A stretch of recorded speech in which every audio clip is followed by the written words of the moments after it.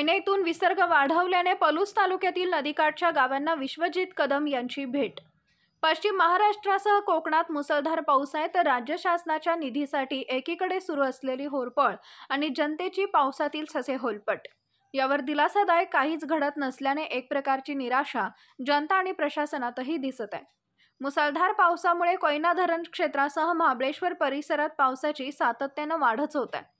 कोयना धरणाच्या पाणलोट क्षेत्रात मोठ्या प्रमाणावर पाऊस होत असल्यामुळे धरणांमध्ये आवक वाढली आहे। धरणामध्ये एकूण 83.40 टीएमसी पाणीसाठा झालाय। सद्यस्थितीत सांडव्यावरून 30,000 क्युसेक विसर्ग चालू होता। पाणलोट क्षेत्रामधील मुसळधार पावसामुळे कोयना धरण क्षेत्रात सातत्याने वाढ होत आहे। धरणाची पाणी पातळी नियंत्रित करण्यासाठी सांडव्यावरून सोडण्यात आलेल्या विसर्गात थोडीफार वाढ करून 30,000 क्युसेक विसर्ग सोडण्यात आलाय। त्याला तसेच पर्जन्यवृष्टी पूर परिस्थितीनुसार त्यामध्ये वाढ करण्यात येईल अशी माहिती देण्यात आली। धरण पायथा विद्युतगृहांमधील 2,000 क्युसेक विसर्गासह कोयना नदीमधील एकूण विसर्ग 32,000 क्युसेक असा विसर्ग सुरू असेल।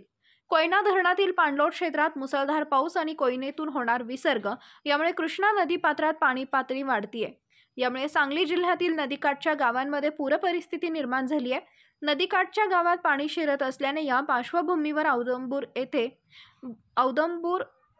औदुंबर येथे बोटीने पूर परिस्थितीचा आढावा माजी कृषी राज्यमंत्री आमदार डॉक्टर विश्वजित कदम यांनी घेतला व यांत्रिक बोटीची पाहणी केली। त्याचबरोबर मदत कार्यासाठी सज्ज आणि सतर्क असणाऱ्या टीमशी संवाद साधला व त्यांना आवश्यक सूचना केल्या। यावेळी श्री दत्त गुरूंचे दर्शन घेतले आणि ही परिस्थिती लवकर सामान्य होऊ दे अशी प्रार्थनाही केली।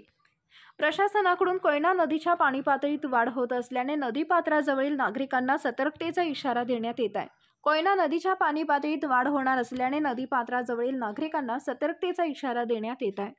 पॉवर मराठी न्यूज नेटवर्क, एकच नजर चौफेर खबर। Power Marathi news.